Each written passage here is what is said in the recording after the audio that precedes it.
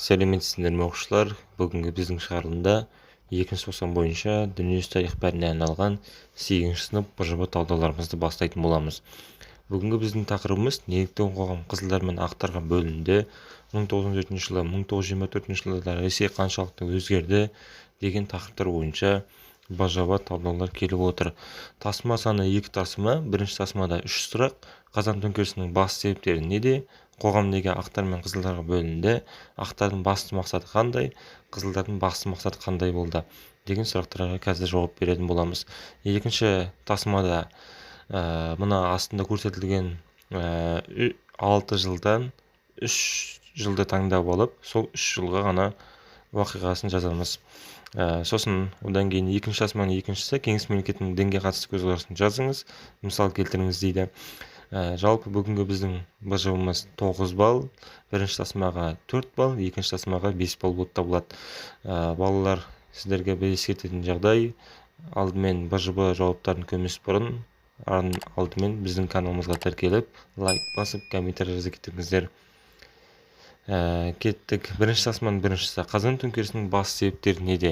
Ақпан революциясының нәтижесі елде қос үкімет орнауын әкеліп соқтырды. Алайда елде жағдай тұрақсыз болып, уақытша үкіметінің саясатына наразылық, еңбек, аграрлық, ұлттық мәселелердің шешілмеуінен елді тағы да үлкен қазан революциясының басталуына түрткі болды.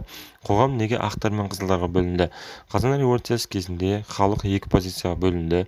Біріншісі ол қызылдар, большевиктер болды. Екіншісі ақтар, кеңес үкіметіне қарсы бұрынғы монархиялық режимді жақтаушылар болды. Үшіншісі, ақтардың басты мақсаты қандай болды? Қызылдардың басты мақсаттары қандай болды? Ақтардың басты мақсаты құлап бара жатқан монархиялық режимді қалпына келтіру болды. Қызылдардың басты мақсаты жаңадан қалыптасып келе жатқан кеңес үкіметін құру болды.